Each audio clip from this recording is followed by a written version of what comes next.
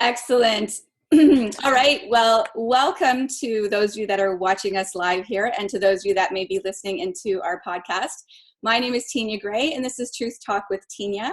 I'm a fitness specialist, holistic nutrition coach, and business, life, and body success coach. So I'm super excited because today's edition of Truth Talk with Tinya is our Lives Transformed series. And what the Lives Transformed series is about sharing a journey of transformation in someone's life. And the purpose is to inspire, encourage, and empower others, someone like you. This is where I'll interview someone who I have met, who I've been inspired by with their transformations in their life. And it's all in the essence of sharing the stories and not just the glory, so that people can really find something to relate to and perhaps you can utilize to help propel you forward in your life. So today I have a beautiful soul with me named Virginia Dawson. And Virginia is a wife and mother, and she has 3 grown kids. She is a woman who I met through our network marketing company. We both eat the same superfood nutrition. We're both very passionate about helping other people really make a difference with their health.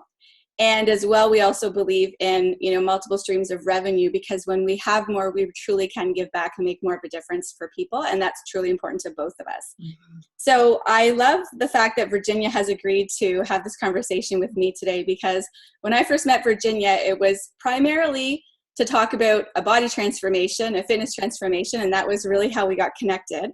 And it has gone, what I realized is that there's always something behind the whole body transformation. And as I got to know Virginia more and more, I learned more and more about the depth of her, where she's come from, some of the things that she has experienced in her life that have really shaped and molded her into the beautiful soul that she is today. So I just know you're going to love hearing her journey and her experiences, and you'll definitely have some takeaways from Virginia today. She lives in the Ottawa area. She actually lives in a community called Heart's Desire, which I just think is so profound, yet so it seems perfect really for you. It seems perfect. So she definitely loves living surrounded by nature, which she'll share more, I'm sure, with us about that. And I'm going to really just pass it over to you, Virginia. I think that one of the things I love the most is that, number one, you are always so willing and open and so real. And I always just love when you talked about, I asked you to share a little bit of a bio, and you wrote about the fact that you're an encourager and you smile at people. And those of you listening in on the podcast, you can't see Virginia's smile, but you can take it from me that I even have goosies just thinking about it. She's just got this smile that when you meet her and you see her, you feel the love and the warmth, and it just lights up the room. So I just love the person that you are, and I'm so excited that you've joined me here today. So thank you for being here. Thank you so much, Tinya. You encourage me in so many ways, and thank you. I appreciate that very much. You're very welcome. So listen, why don't we start with just getting to know you a little bit? How about you share a little bit of your backstory about who is Virginia Dawson? Okay. Where to begin, right? I know. Yeah. So I guess the biggest thing is I turned 50 last July, and yes, it's a big milestone, and so I'm excited about that. So I guess you can either be like, oh, I'm getting older, or you know what? I've got 50 years of experience and 50 years of knowledge, and where do I want my next 50 years? What do I want that to look like? So really that's where I guess my head is at right now. So I grew up in a family. There were my parents, both immigrants from Holland, from Switzerland. They moved here to Canada, to Ontario. They met in Wainfleet in southern Ontario, and married at a fairly young age, and had children quite quickly. So my parents had 5 children, and when I was 11, we were actually in a car accident, my mom and my sister and I. And so my mom, at the age of 34, we lost her, and in an instant. And that's obviously, it's such an impactful, traumatic experience, and everybody deals with it differently. Nowadays, you'd get therapy and you'd get help and you talk about it. Well, back in 1978, we didn't talk about it. And anytime we mentioned to my dad, we talk about my mom, he would just break down. He was just heartbroken. So we learned to be quiet and to not talk about it. And there's a time you can do that for, and then there's a time that it doesn't serve you anymore. And so that's a huge part of the story. So then, moving on, Jeff and I got married. We have 3 incredible children, 22, 20, and 15, almost 16. And so really transitioning right now from being having children at home to children moving out, and being able to focus on who am I? Who am I outside of being the mom? They don't need me anymore. We have a great relationship. I've always told my kids, I'm your parent while you're here. And once you move out, we get the great opportunity and the great just experience of being friends. And so that's where I'm kind of transitioning. And so health to me was such a big part of now moving into the next 50. And so that's really, I guess, hopefully that answers your question of who I am. Health is a big part. Relationships, people, I love. People give me energy. Some people, are drained by that and need solo time. But it is finding that balance as well of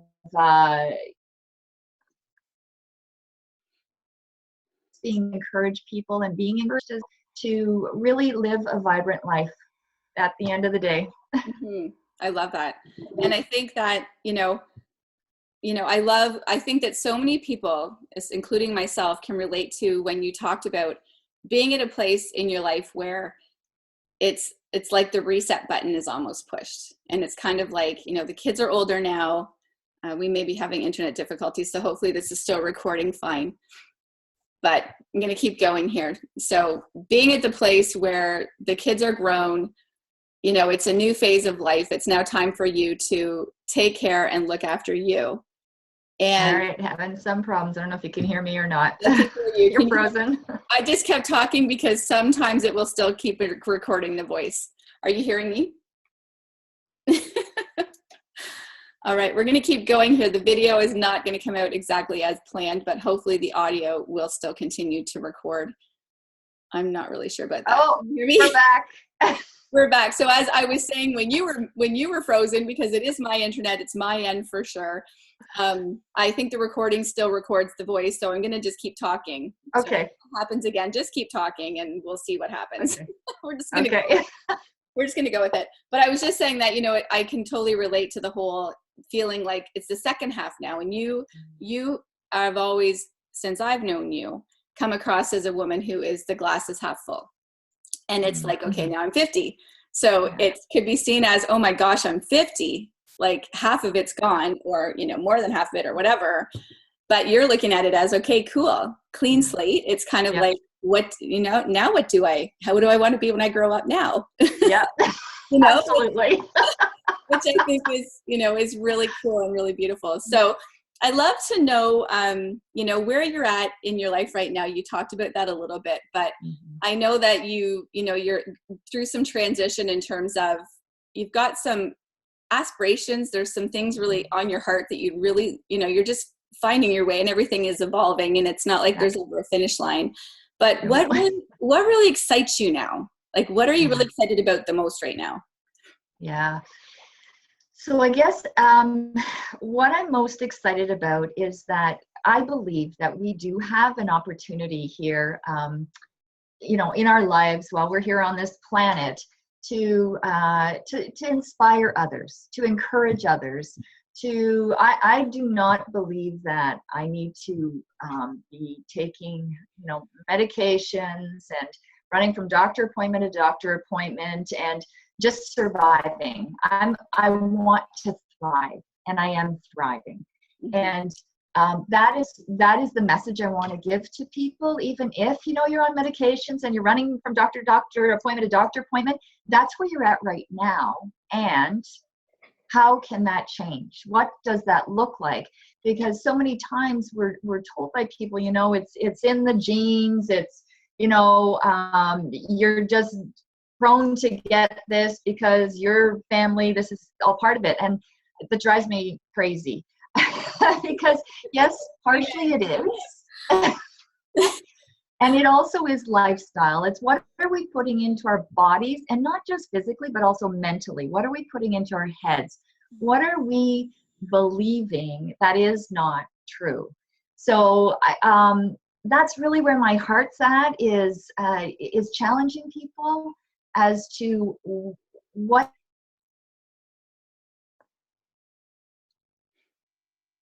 Come on, internet, please.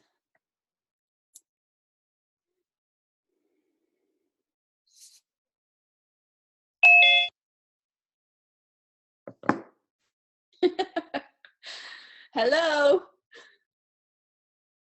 Can you hear me?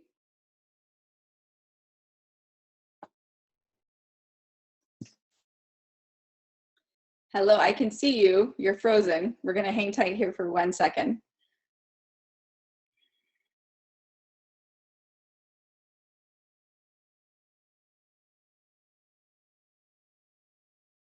Virginia, can you hear me?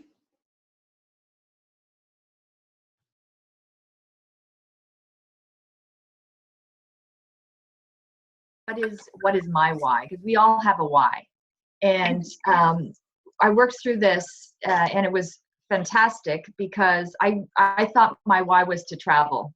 And as I'm working with, very good friends of mine who help people to find their why, they're like, no, it's not. And I'm like, yeah, I just want to travel. I just want to have fun. And then, so, we worked through, and it took a couple of hours, and they really got to the heart of the matter. And when you get to the heart of the matter, when the person starts crying, and it just grabs you.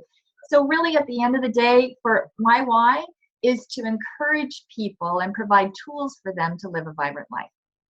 That's at the end of the day, and everything when I'm doing and I'm working towards helping others, I always look at it and I think, yeah, that's exactly what I'm doing. So I can track, am I being my authentic self by fulfilling that why? Yes, absolutely. Oh, can you hear me okay? Yep. The universe is playing games with us today. I love that, and I think that is so powerful and true. Now, I did miss a bit of what you were speaking on prior to that piece about the why. I think that I know personally that, like you said, the why can evolve and change, and sometimes what we think is actually not at the heart of the matter of what it truly is. Now, what I'd love to do is I'd love to just kind of bring you back. When you started sharing your story with us, one of the things that I've discovered is that, and this is a lot of it through education, but also through personal growth and personal experience. The things that we witness, experience, challenge ourselves through, ends up being, we basically, I read somewhere that you need to study and teach what it is that you really need to learn. And so for myself, one thing that I really help people dig deep on is the stories, the stories that they have. And, you went through an experience where, your mother passed on when you were very young. And I would like to, because I'm sure so many people can relate to that, and I don't want to miss the opportunity here for a share or a teaching point on that, because you could have completely gone down a totally different road or path on that. That could have absolutely consumed you, that could have completely wiped you out as a human and taken you down completely different paths. That wasn't your experience. Can you share a little bit about, how that has evolved and molded you, and what maybe— You're frozen, but can you hear me now? Can you share a little bit? Yeah, I can.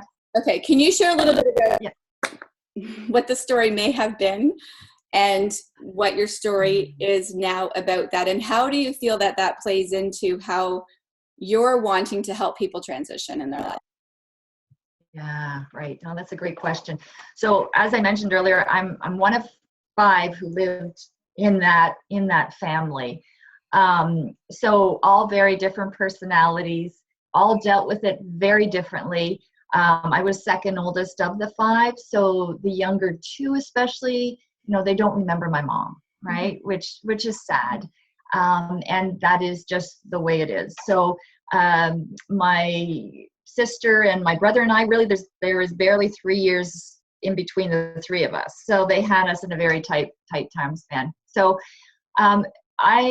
I guess I've always been that type of personality where I wake up in the morning, I'm happy, I get up and I go, and I just thought everybody else was like that, right? So I do think that is a large part of why I've been able to have a good outlook. And it's not always been that way, right? Because you're not always getting truth, and it is seeking truth and finding people like yourself, Tinya, who feed into you and ask the tough questions, right? Mm-hmm. So it could have been like without on the day of my mom's funeral, the only thing that I ever got as far as, I guess, help, if you want to call it that, therapy, was I was given a pill to take to keep me happy during her funeral, and that is it.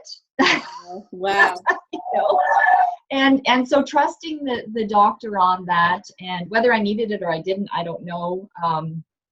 But always trusting what the doctor said, the medical field. And I totally respect the medical field. I am so thankful for the medical field.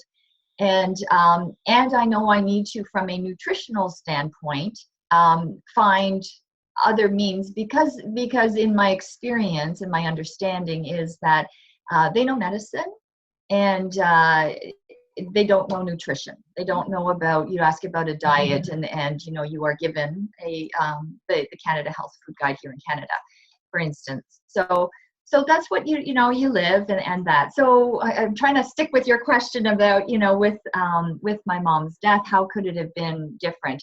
It could have. I'm so thankful for my dad. He had a very positive outlook, and we owned a business called Storyland, and it's in Renfrew, and that was the family business. So we had always a work. We always got to have. I didn't have to go out and apply. I did later on, but that was good because it made us focus, especially in the summer. We didn't get into trouble. Right? We weren't getting into trouble. So I'm very, very thankful for that. But if we didn't have that, it could have taken a very different path. I can have a very addictive personality, so it could have gone down that way. Right. Right. So it's there is a point in time where it was brought back because it wasn't. I was protected for a time. And then there is a time in our life where that stuff cannot be kept bottled up. And we talked about the basement, right? You and I on a conversation, and I totally picture it like that as well. We stuff it and stuff it and stuff it, all the bad stuff, into the basement and lock the door. Eventually that stinks. And we have to open that door, and we need to go and dive into that. And for me, I had to I believe in God, and I, take him with me, and to shed light into that, to show me what am I believing that is not true, and to take that and find truth in all of that. And so it's a tough time, because things I believed for years and years, I had to relearn. Right. So I am thankful for the people that have been brought into my life that have been able to give me truth. I have never had counseling where I paid for. It's been through pastors and people who've been through similar experiences. So I'm very, very thankful. And I guess that's given me a heart for people, and to listen to them, and hopefully just be able to I don't have the answers. That's each of us. That's our own individual journey that we need to take. And yet we need to have people challenge us and ask us questions, and take the time to really think through, is this serving me? Is this healthy? So I hope that helps. Does that answer your question somewhat? Oh, totally. I mean, there's definite, I just wanted to get your take on it. And I, as a woman who my biological dad passed away in 2007, and we were estranged. I really didn't grow up with him, so I really didn't know him. And what was interesting was that I know, we're both very spiritual, and, people come from different, different realms and different belief systems. And some really do believe in a higher power, and some people call it God or the universe or whatever that is. I know that we've touched on this before. And I think that for me, what was very helpful, and I find that when I share this with other people, is that, when the physical body stops existing, the soul continues. That's my belief, is that the soul continues. And so what I decided to do was, instead of mourning the loss of a father I never knew, I decided to create a new relationship with him, and to have conversations with him that I always wanted to have, and to tell him things I always wanted to tell him, because I believed that he could hear me somehow. And that was a healing process, whether that was, and I do believe that he did hear me, but even if he didn't, it was still healing and therapeutic. Absolutely. And I think that just knowing that, if you have a belief, I believe you do, because we've spoken about it, that your mom has been witness to your life, and everything in it. And, that you are the mother that you are because of the experience you did have with her while she was here, and all of those, all of those things. So I think it truly is, we can decide what the story is, right? Yeah. You can decide, woe is me, I'm a poor little girl who lost her mother. My life sucks and over for the rest of my life. Or you've gone on to create, in her memory and her honor and everything else, all of it you've created. And I think that's where a lot of people get stuck. And I think a lot of women get stuck. And, when you talk about, interesting that you mentioned, a medication, there's a lot of people now that depend on that to help feel better. Yeah. And it doesn't, because everything is still in the basement stinking. You don't feel better. It's a very quick, simple Band-Aid that doesn't really help, right? Yeah. So thank you for sharing that, because I know that's, an important piece of your journey. It's definitely, something that has shaped and formed you to be the person that you are.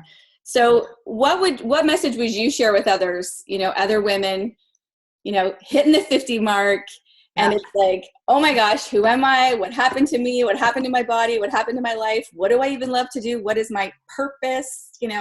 What kind of message would you like to share with women about that? Yeah, it's That's interesting. A big question, I know. Yeah, and it's a great question, because because I was there as well, and so what does that look like? And I guess it's really taking time to sit down and ask yourself and dig deep. I do believe we all have this dream inside of us that was put there when we were children. And I will say that to people, and they're like, no, I don't think. And it's like, you have it in there. It's just digging down from all the years of stuff and finding that dream and finding that excitement again.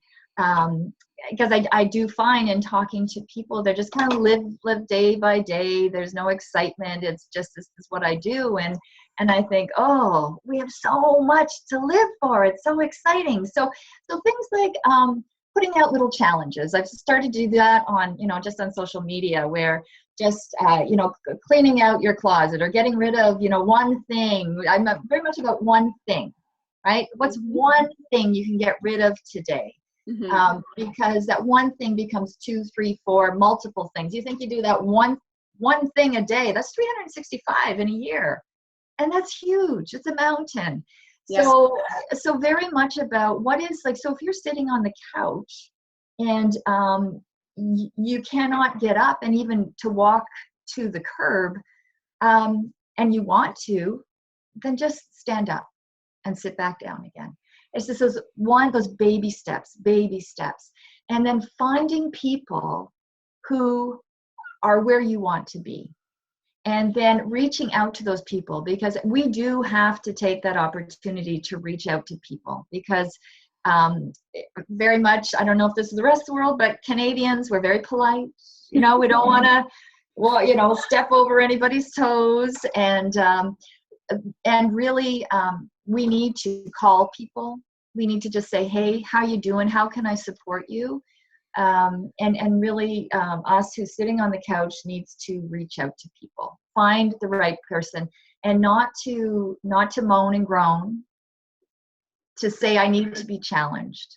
And even if, again, that is just a baby step, looking forward to the future, to what do you want? So I can give I guess an example on, I have always said I'm not a runner, right?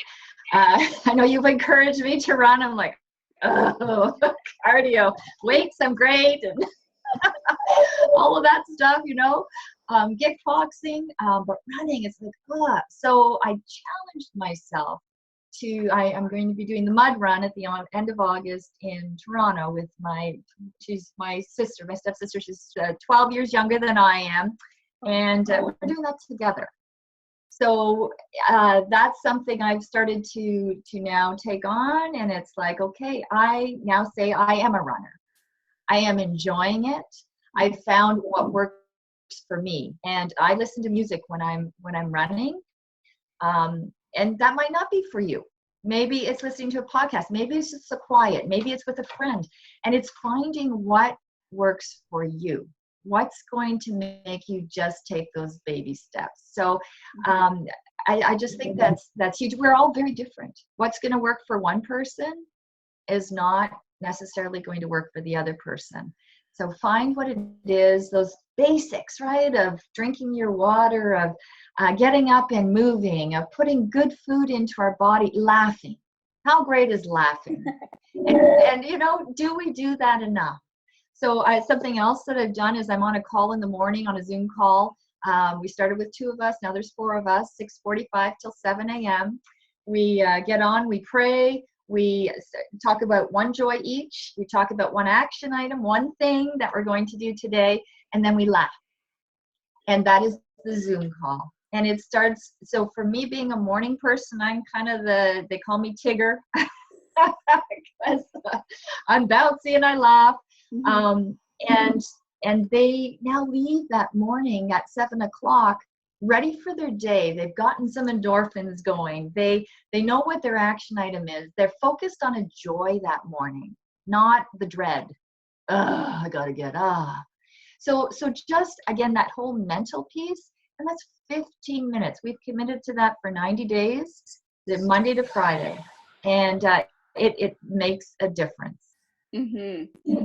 Yeah, that's fantastic. And, I think that is so powerful and so true, because that's kind of something that we've gotten into the habit of doing because we're habitual by nature. Yes. So it's not about stopping those bad habits. It's about transitioning the habit into something that is supporting and serving you and what it is you truly desire in your life. Right. And like you said, starting with the baby step. Starting to drink more water each day, starting to just move a little bit more every day. And I think that, if I were to say what's Virginia's secret sauce, I would say it's gratitude is one of yours, because one thing I find about you is that gratitude is just like, it's like a bone you have. It's just a natural, innate thing about you. And, one thing that you talked about is when, someone's feeling down and, move or do something, do the one thing. Getting into gratitude takes us out of our own head and takes us into someone else's heart. And if we focus on if it's someone else or something else or whatever, but as soon as we get into gratitude and start to be appreciative for what we do have, focusing on what we have, what we can do rather than what we can't do. And like you said, what is the one thing that I can do? Or when you talk about the running, I'm all for movement. I'm cool if you don't want to run, but but it's like what can I challenge myself with that's different? And instead of saying, I don't do that, I dislike doing that, I can't do that. What can you do, or what are you in the process of? Because as soon as we put ourselves in the process of, we're in momentum. We're moving forward in some way, shape, or form. And so that's what that's one of the things that I've always been really magnetized to you about is you're so grateful, you're so appreciative, you're so loving. And I just think that when people can be in that space, even if, like you said, it's like, you do the morning routine with 15 minutes with women in the morning, even if someone is doing like a 5-minute journal, just writing 2 or 3 things they're grateful for, what is a win from the day before, what is an intention for the day, and what do they love about themselves, or something, very simple. It doesn't have to take a ton of time, but it can just catapult someone from a different space, right? Absolutely. Absolutely. Those are great. And to share that, to bring someone in on that journey with you. And I think so many times we feel alone because we choose to be alone. Right. And it is, again, reaching out to somebody. And it's that vulnerability piece. And I know that's the one thing I am working on. I am becoming more vulnerable.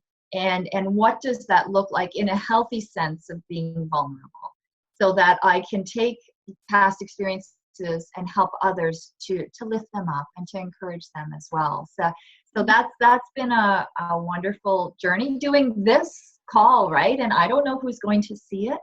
It's very vulnerable. And so many people will say, no, I can't do that. And I think, what are we afraid of? What are we afraid of? Mm-hmm. And what if we just took that one step, did that one thing? Where will that lead us to? Completely. I love that. And it's so true. And the thing that, helped me fall even more in love with you is the fact that I learned the story behind the glory. And that's one thing that someone had said to me after an event one time was, they actually thanked me for breaking down. They actually thanked me for getting real. When they saw me, there was an exercise that we were doing and I had read something that triggered an emotion in me and I really had a physical response.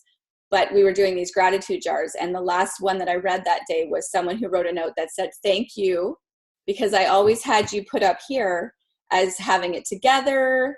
Everything seems to flow for you, always put together, always happy, blah, blah, blah. And I could say the same for you. And when I learned the journey that you've been on, I'm like, okay, it ties it all in and I could relate even more. And that's what we want people to know, is that it's okay to have the breakdowns to breakthroughs. It's okay to make your mess your message. Yeah. And it's okay to really, unload, open up the door to the basement so that, we can let it all out, let go, and, learn and grow from it and apply it. And then like you're doing, and I'm excited to see where this is going for you, really, really helping people rise up and live into who it is that they're here to be and impact the way they're meant to impact. So what's next for Virginia? Like what is it that you're working on? What can people, be looking forward to? And again, I know you've got a few things mulling around, but what's going on? Yeah, that's a great question. So, for myself, it is like what we've been talking about. It's really how can I help? I guess, what is it that I can do to help others move forward? And so this is a great way. Zoom calls are incredible, and getting that message out, and people can in their leisure watch them and see what speaks to them. So doing these morning calls with these gals, I could see that multiplying, so that, because people want that. When I'm telling people, they're like, oh, that's awesome. And then yet, are they interested, or are they committed? Because it takes a commitment, not just interest, to be on the call 5 minutes early on the Zoom, be ready, mentally ready. What am I going to share? And be real. But to do that 5 days a week, that's a commitment, and it makes a difference. So that is something I can see happening and to inspire people. Obviously with health, that's such a big part of what I do. When I, before I kind of started on my journey, this is 4.5 years ago, kids were teenagers. I was not in a great mental place. I was hiding because I was hurting, and the stress was coming out in different ways. So my skin I was looking 80, 90 years old, just with dried up skin. So I hid. It was awful. And inside, it was that constant feeling in my stomach of, it was churning and this heaviness. I'm like, what is this? I hadn't experienced that before. And so when I did find something that I was able to use and to take and change what I did, as far as what I put into my body, it changed everything. It did not take long. So having the energy, having the mental clarity, wanting to exercise, because I was not moving. I would rather have a nap than, get out and take a walk, and on a beautiful summer day. So those things, when I see people getting stuck in that, I've tried everything and it's like, you're either going to want to try and not just try, but actually be committed to doing something. And I love to journey, and I know you do as well, with people who are committed, not just interested. They are committed. So from an overall health perspective, where am I going? I have, introduced people to things that I'm doing, whether they choose to or not. Just simple things like water, talking to them about drinking their water. It's just it's simple. And yet, if you're not a water drinker, because you say I'm not a water drinker, right? It's changing that. We'll have a sip. Start with a sip. And as they start to feel better, you're getting involved in different things that are of interest to you. So I belong to a group of people called Roar Canada, and it's fantastic. We're all volunteers, but really we are about providing opportunities to energize and to champion others through inspiration, connection, and mentoring. And so that's something that really speaks to my heart. And so I would tell people, come to a Roar event here in Ottawa. Check that out. I belong to another group called Hearts of Beauty. So for women who are hurting there, and it's just to come alongside them again and just encourage them, and just to let them know they are not alone. So there's so many different avenues, and just really at the end of the day, for me, it is about to encourage people, providing tools, so letting them know about people like you, Tinya, who can help them in their athletic journey to get them moving. And what, again, does that look like? Because I trust you. You're a woman of integrity. And so those are the tools that I can provide, and just say, here, go talk to this person. Go talk to Tinya. Go talk to this person. So I also see, similar to what you're doing here, is interviewing people and talking to people to say, tell me your heart. Share, how can you help people? What do you do? And so, and then really at the end of the day, it's about living a vibrant life. So to encourage people, provide tools to live a vibrant life. That is what I am doing. That is who I am. That's what I'm about.